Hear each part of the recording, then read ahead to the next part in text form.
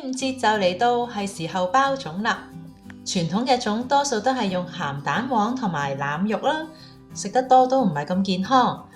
今次就配搭7種嘅穀物，食起上嚟都較為健康，口感呢都會比較豐富啲。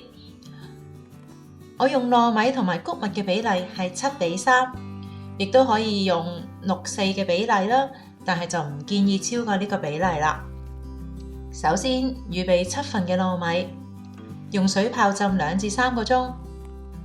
另外3份嘅穀物，我用呢款已經pre-mix咗嘅穀物啦，有7種嘅，咁包括有糙米、大麥、黑糯米同埋小麥等等嘅。咁然後同樣都係浸佢2至3個鐘。冬菇洗乾淨咗之後呢，就用溫水去泡浸佢2、3個鐘。用隻碟壓壓佢先。一包嘅粽葉份量就比較多，一般一隻粽呢用2塊葉到啦，但係都盡量預留多少少嘅份量，因為啲粽葉可能佢會裂開啦，或者質素冇咁好呢，我哋都唔用佢。咁就攞適量嘅份量，就用水泡浸佢2、3個鐘，同樣呢都攞隻碟去壓壓實佢。期間就將腩肉洗乾淨，用廚房紙印乾，然後我哋將佢切件。有多餘嘅肥膏嘅話，就喺呢個時候可以切走埋佢啦。我哋再切一啲嘅葱段，唔好切太碎喎，亦都將佢輕輕咁樣拍一拍出味。預備幾片薑，同樣呢都將佢拍散出味。醃肉啦，1湯匙料酒，2湯匙豉油，1湯匙嘅老抽，1湯匙蠔油，少少糖，少少鹽，少量嘅胡椒粉，1茶匙嘅五香粉。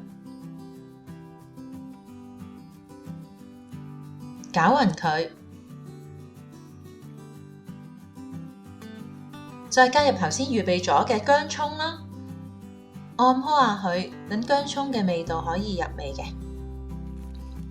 然後準備鹹蛋黃，我呢度呢就冇新鮮嘅鹹蛋，咁所以呢就用急凍嘅鹹蛋黃啦。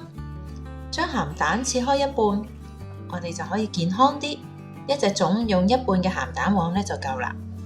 冬菇用水浸咗2、3個鐘之後，已經浸軟咗啦。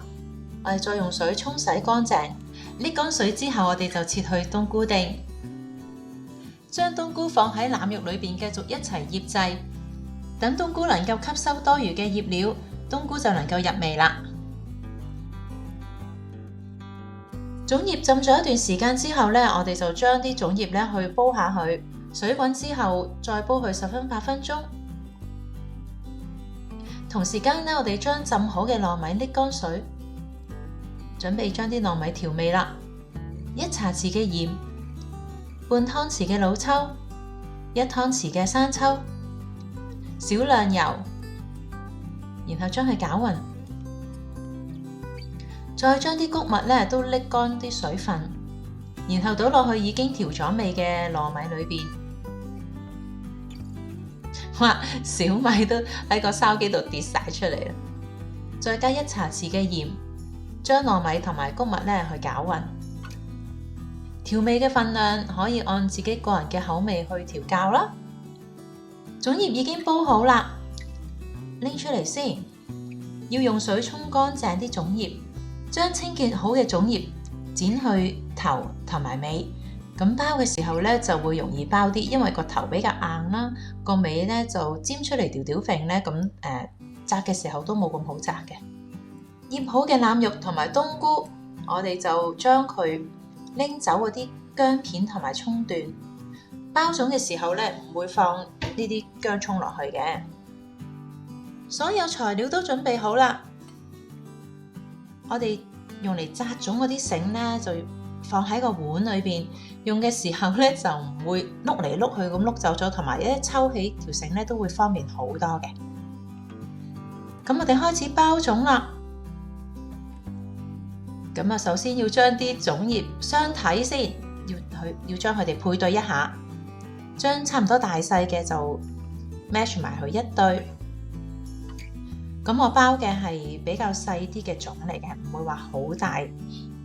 種葉嘅光面呢就向內，將兩塊種葉就重疊，預留一啲嘅邊位，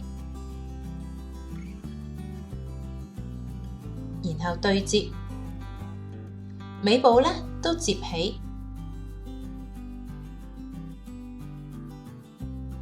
咁啊中間形成一個豆形啦。咁就鋪啲糯米喺底，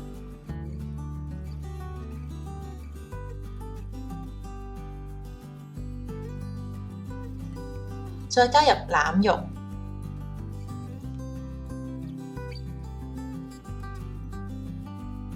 鹹蛋同埋冬菇，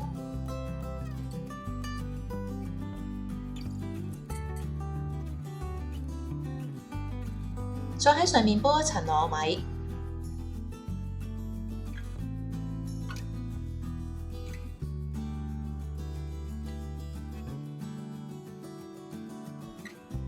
手指公同埋手掌形成 V 型，將種托住。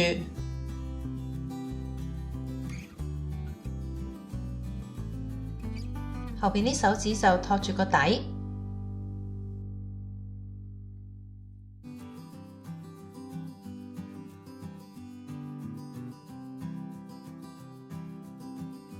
再將糯米壓實。推平糯米形成一個粽形，然後另一隻手一個手掌將成塊粽葉覆過去，包實，再將頭突咗出嚟嘅接埋，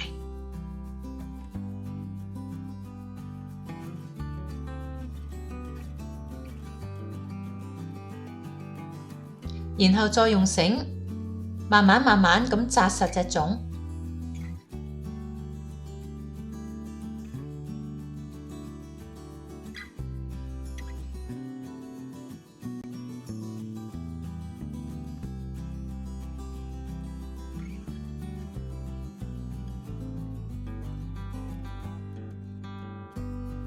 我用呢一個包嘅方法係可以剝粽嘅時候係唔需要剪繩嘅。喺呢個圈完之後，兜出嚟，包返住個粽，逆方向扯實就打咗個結啦。咁我哋預留大概一個手掌咁長嘅繩，剪咗去。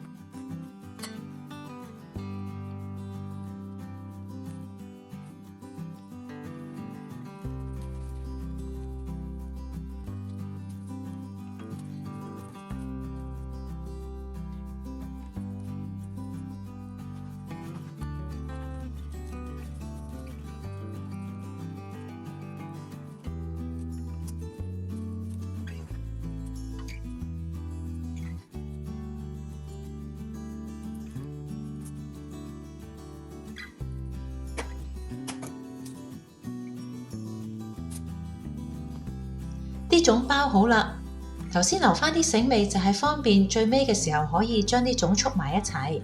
其實如果你唔束埋一齊都冇問題嘅，可以一隻隻咁樣就慳返啲繩啦，唔使剪咁長。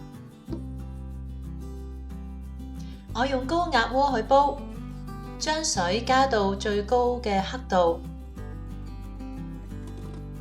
閂埋個蓋之後就高壓佢50分鐘。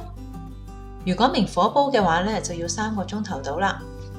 自然泄氣之後呢，就可以打開煲蓋，粽呢就煮好啦。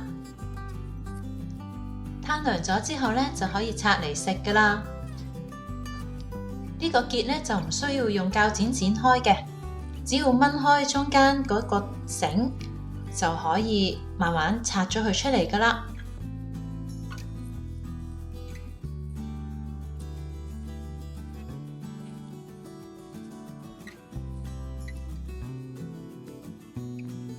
哇，睇到都流口水啊！呢款就係用7種穀米加埋糯米整成嘅肉粽啦，希望你哋都鍾意啊！喜歡我頻道嘅朋友，請記得 subscribe 個 channel，同埋俾個 like 我啦〜